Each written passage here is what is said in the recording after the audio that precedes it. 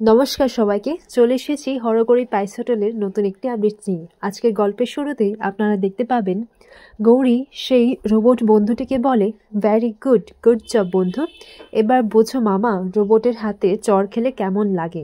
এরপর গৌরী দেখতে পায় যে অবিনাশ মামার ফোনটা মেঝেতেই পড়ে রয়েছে। বলে যে ভগবান যা করেন ভালোর জন্যই করেন। বলেছিলাম না মামা, আমার মাথার উপর মায়ের আশীর্বাদ রয়েছে, এখন থেকে এই ফোনটা দিয়েই আমি যোগাযোগ করতে পারবো। এরপর এইদিকে দেখা যায় যে ঈশার বাবা বলে, আপনি বিশ্বাস করুন, আমি জানি না যে এই নিষিদ্ধ দ্রব্য কোথা থেকে এসেছে। এরপর আর্য স্যার বলেন যে আপনি যেমন আপনার মেয়ের কথাটা ভাবছেন, তেমনি আমি ভাবছি অপরাধীদের কথা। এরপর ঈশার বাবা বলে যে আমি আমার মেয়ের জন্য সব করতে রাজি আছি। তখন আর্য স্যার মেনে যায়, বলে যে আচ্ছা ঠিক আছে, এবং তার বাবাকে যেতে দেয়। এরপর আর্য স্যার বলেন যে আমরা রাঘব বোয়ালকে ধরতে এসেছি, এরকম কয়েকটা ছোটোখাটো মাছ জালে ধরা পড়লে সেগুলোকে ছাড়তে হয়, আর সেগুলোকে টোপ বানিয়ে ওই রাঘব বোয়ালটাকে ধরতে হয়। এরপর এদিকে দেখা যায় যে অবিনাশ মামা এসে বলে যে রোবটটা নাকি সব দেখতে পায়, ও সব বুঝে, আর রোবটটা তো আমাকে চড়ও মেরেছে।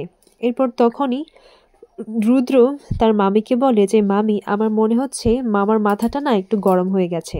এরপর মামি বলে হ্যাঁ, তাই আমি ওর মাথায় একটু জল দিয়ে দিচ্ছি।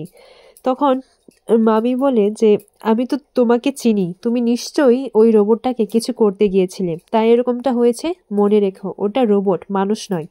এরপর এইদিকে দামিনী বলে যে তুই ওই মেয়েটাকে বল যে এই রোবটটাকে যেন বাড়ি থেকে বের করে দেয়, আর রোবটটা না থাকলে যদি হোটেলটা বন্ধ হয় তাহলে হোক, কিন্তু আমি এরকম ঝামেলা আমার বাড়িতে আর চাই না। রুদ্র গৌরীকে বলে যে কাল থেকে যেন আমি এই রোবটটাকে আর দেখতে না পাই, আর এমনিতেও সবাই তোমাকে সন্দেহ করছে। তখন গৌরী বলে আর তো কিছুক্ষণই সময়, তারপর তো আমি ওই বাড়ি থেকে চলে যাব, যদি সবটা প্রমাণ না করতে পারি। এরপর রুদ্র বলে যে সবাই তোমাকে সন্দেহ করছে। গৌরী বলে যে আপনি। এরপর রুদ্র হঠাৎ করেই গৌরীর দিকে তাকিয়ে থাকে, বলে যে কি দেখছেন স্যার। তখন রুদ্র বলে যে তোমার কানের দুলটার থেকে কালকের কানের দুলটা বেশ ভালো ছিল। এরপর গৌরী বলে যে সেটা আমি কোথাও খুঁজে পাচ্ছি না। এরপর রুদ্র সেই কানের দুলটা বের করে গৌরীকে দেখায়। গৌরী মনে মনে বলতে লাগে, তাহলে কি রুদ্র আমাকে সন্দেহ করছে যে কালকে এই হোটেলে আমিও ছিলাম। এরপর রুদ্র বলে যে এই কানের দোলটা কি তোমার। এরপর গৌরী বলে যে হ্যাঁ স্যার, এই দোলটা তো আমারই। তখন রুদ্র বলে শিওর। এরপর এইদিকে দেখা যায় যে হোটেলে খুব লোকজন এসে ভিড় করেছে রোবটটাকে দেখার জন্য, আর রোবট সবাইকে প্রণাম করছে, বলে যে আপনাদের সবাইকে প্রণাম, হরগৌরী পাইস হোটেলে আপনাদের সকলকে স্বাগত জানাই। এরপর গৌরীর কাছ থেকে এই রোবটটার বিষয়ে জানতে চায়, আর এইদিকে দেখা যায় যে দামিনী তার মূর্তির সামনে ভোগ লাগায় এবং এতই চিৎকার চেঁচামেচি হচ্ছে যে সে ভালো করে প্রার্থনা করতে পারছে না। তখন এইদিকে তৃপ্তিও সেই রোবটটাকে দেখতে চায়। তখন অবিনাশ মামা বলে যে তোকে আর সেখানে যেতে হবে না, তুই ভুলে গেছিস তোর বাবাকে চড় মেরেছে সেই রোবটটা। এরপর রুদ্র বলে যে কাউকে কোথাও যেতে হবে না, এমনিতেও আর মাত্র 24 ঘন্টাই বাকি আছে, যদি ও প্রমাণ না করতে পারে তাহলেও নিচে থেকে এই রোবট আর এই মেয়েটি আর এই হরগৌরী পাইস হোটেল নিচে থেকেই বন্ধ হয়ে যাবে। এরপর দেখা যায় যে ওয়াইফাই বসানোর জন্য একটা লোক আসে, আর এইদিকে সেই রোবটটা সবাইকে খাবার বিতরণ করে, আর সবাই হা করে তাকিয়ে থাকে। আর বাচ্চাগুলো বলে যে এই রোবট আমাকে আগে দে।